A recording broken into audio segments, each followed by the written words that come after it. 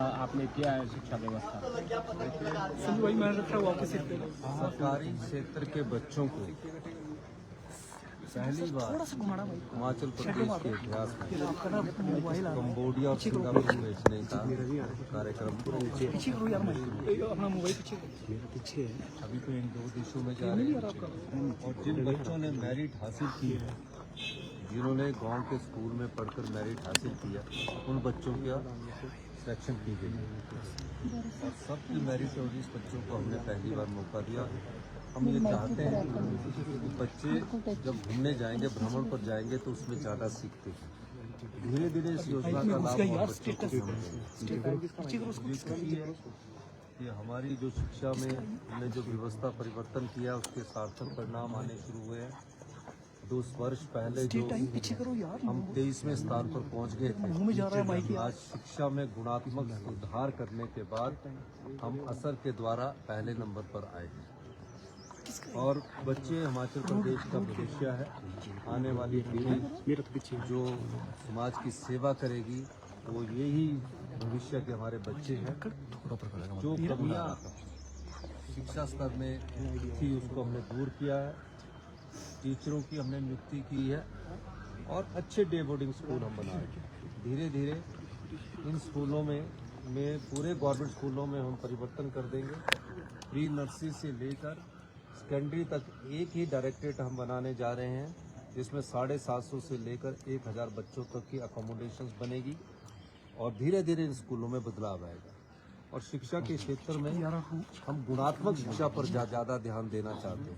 मुझे दुख इस बात का कि भारतीय जनता पार्टी की सरकार, जो हमेशा डबल इंजन की सरकार कहती थी, आज शिक्षा के स्तर पर निम्न स्तर पर उन्होंने हिमाचल को पहुंचाया। पानी का नलका देने से पानी साफ नहीं हो जाता, और जो स्वच्छ वाटर ना उपलब्ध करवाकर जो लोगों में विभिन्न प्रकार की बीमारी हो रही है, उस स्तर पर भारतीय जनता पार्टी ने पहुंचाया। पर लेकिन उनको बयानबाजी करनी है, लोगों का साथ नहीं देना है, अच्छी नीति के बारे में चर्चा नहीं करनी है, ना अच्छे सुझाव देने हैं। उन्हें तो सिर्फ प्रेस स्टेटमेंट देनी है। हमें कर्म करना है। और गीता में लिखा है कि कर्म करते जाइए, और भगवान आपको फल की इच्छा नहीं रखते हैं। हम कर्म करने में विश्वास करते हैं। और ये व्यवस्था परिवर्तन हिमाचल प्रदेश की आत्मनिर्भर में एक महत्वपूर्ण योगदान होगा।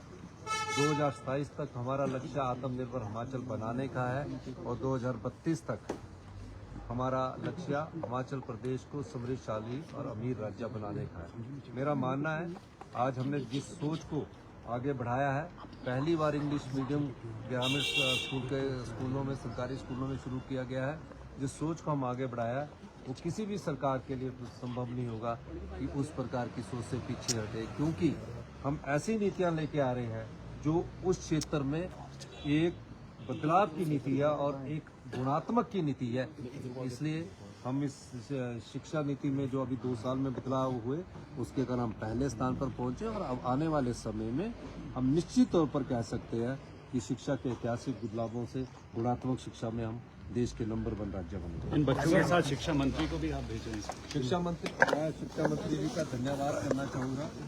शिक्षा मंत्री जी ने के पास, क्योंकि बजट सेशन चल रहा है, हर जगह ब्लॉक और डिस्ट्रिक्ट लेवल की अभी मीटिंग्स ये कर रहे हैं, और काफी कुछ बदलाव अभी होने हैं। लेकिन मैं शिक्षा मंत्री जी ने जब कहा इनसे, तो इन्होंने कहा कि मेरे पास अभी आपने काफी मेरी मीटिंग्स है, और काफी मीटिंग्स के बाद मेरे पास समय नहीं है। लेकिन मैं धन्यवाद करूंगा शिक्षा मंत्री जी का कि हमारे कहने को मानते हुए शिक्षा मंत्री जी और हमारे जो पूर्व में शिक्षा सचिव उनके साथ अटैच है आशीष पटेल जी, उन दोनों ने हामी भरी।